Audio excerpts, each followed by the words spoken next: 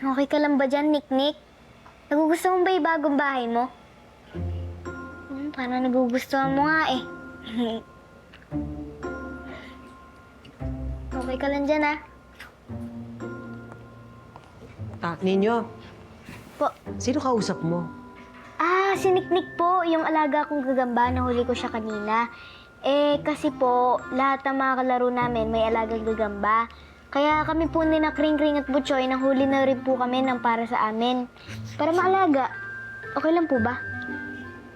Okay lang naman. Ang akin lang naman na ang pag-aalaga ng hayop, kahit anong hayop, dapat inaalaga mabuti, inaaruga, may paghahalaga, ha? Okay po, Mamay.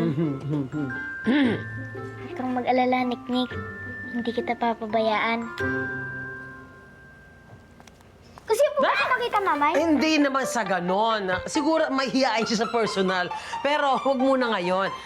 Parang magkaroon kayo ng bond ni Nick. Hindi po, okay lang. Ito. Hindi. Okay naman. Okay lang naman. Hindi. Mamay, okay lang. Next. Kung okay lang po, edi... Sa ano na nga, next time, kasi nga medyo, ano pa yan eh, ano pa, getting to know each other pa kayong dalawa. Saka na, ako siya okay na. Okay na. Cute mo talaga. Ang cute mo talaga. Nag-aalaga ka, nagagamba. Sa lahat naman ng hayop, gagamba po. Tapos pangalan, Nick. Parang Sigurado kayo. Okay.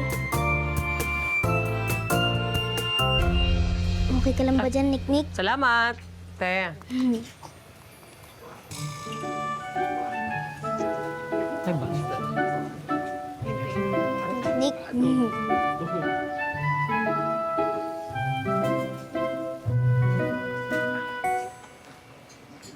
Hi, Gege.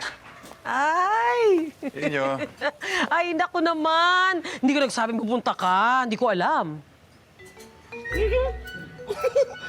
Sera din to si Ma'am si Gigi. Akala mo naman, hindi hintay na hintay kay Sir Naldo. May sinasabi ka ba dyan, Daisy? Wala po. Ito na nga, back to work na nga kami ni Emo. Siya nga pala si Ronnie, anak ko, Gege.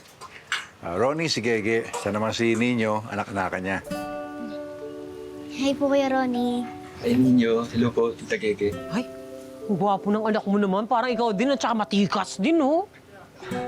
Siyempre naman, hindi ako papayag na hindi maging kasing tikas ko yung anak kong yan.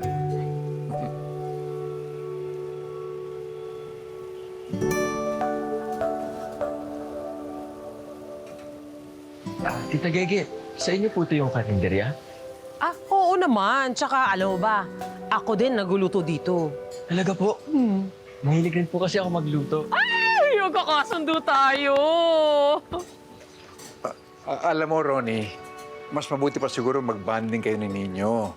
Nino, ipasyal mo si Ronnie, ha? Ipakita mo ang bukang liwayway. At tuturuan ka naman niya maging matapang at matikas. Para paglaki mo, matapang at matikas ka rin, okay? Sige po. Kuya Ronnie, tara, pasyal po tayo. Sige, ingat kayo, ha?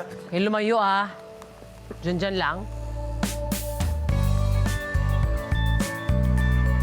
Ganda mo ngayon, ha? Di naman, ano lang. Pag-ising ko ganito na.